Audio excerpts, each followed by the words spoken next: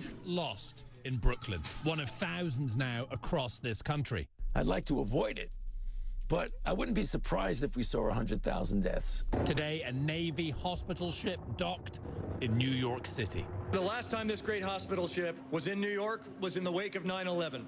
A field hospital now in Central Park, and fines for those who refuse to social distance.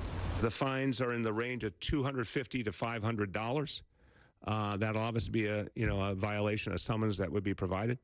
I don't want to see that happen. One research organization now projecting New York will reach peak death rate 10 days from now at nearly 800 deaths that day.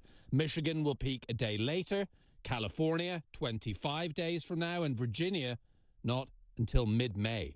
What you see us going through here, you will see happening all across this country. There is no American who is immune to this virus. In Michigan, confirmed cases exploded from around 50 to nearly 6,500 in 2 weeks. We're also worried about Detroit. Detroit is starting to show some signs that they're going to take off. State-to-state travel restrictions also spreading. Rhode Island now ordering all visitors to self-quarantine. They were just stopping cars with New York plates, and New York State threatened to sue. From noon today, anyone traveling to Texas from these states and cities must self-quarantine 14 days. Hotspots in all those places. And now it's time, we're told, for more rural areas to brace themselves.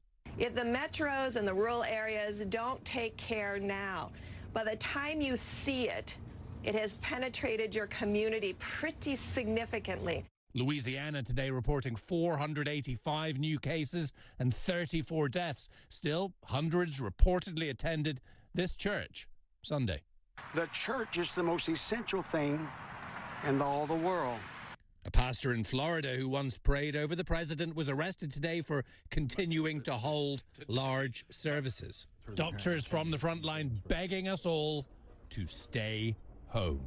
You can think of it as your lungs being filled with fluid, like you're drowning. And once you get to that point where you're drowning, you need a ventilator to stay alive, and we're running out of that equipment for people. The one that's beeping in the background is a young patient who was presumably healthy before they came in. This is not something that's isolated to the old